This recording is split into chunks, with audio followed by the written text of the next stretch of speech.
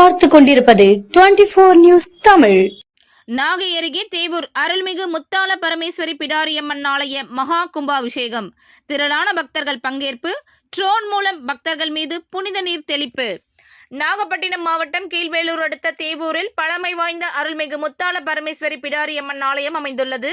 இவ்வாலயத்தில் மகா கும்பாபிஷேகம் இன்று வெகு விமர்சையாக நடைபெற்றது. கும்பாபிஷேக விழா கடந்த 3ஆம் தேதி விக்னேஸ்வர பூஜையுடன் தொடங்கியது. தொடர்ந்து முதல் கால யாகசால பூஜைகள், லட்சுமி யோமம், வாஸ்து சாந்தி, பூர்ணகுதி தீபாராதனை நடைபெற்றது. தொடர்ந்து இன்று 4ஆம் கால யாக பூஜை நிறைவு பெற்று பூர்ணகுதி தீபாராதனை நடைபெற்றது. அதனைத் தொடர்ந்து மங்கள வாத்தியங்கள் முழங்க கடம் புறப்பாடு நடைபெற்றது. சிவாச்சாரியர்கள் புனித நீர் அடங்கிய கலசத்தை சுமந்து வந்து வேத மந்திரங்கள் முழங்க ஆலய கலசங்களுக்கு புனித நீர் ஊற்றப்பட்டு மகா கும்பாபிஷேகம் நடைபெற்றது. தொடர்ந்து ட்ரோன் மூலமாக புனித நீர் பக்தர்கள் மீது தெளிக்கப்பட்டது. அதனைத் தொடர்ந்து முனீஸ்வரன், ஐயப்பன் உள்ளிட்ட பரிவார தெய்வங்களுக்கு சிறப்பு அபிஷேகங்கள் நடைபெற்று மகா தீபாராதனை காண்பிக்கப்பட்டது. இதில் சுற்றுவட்டார பகுதிகளைச் சேர்ந்த பக்தர்கள் பங்கேற்று சாமி தரிசனம் செய்தனர்.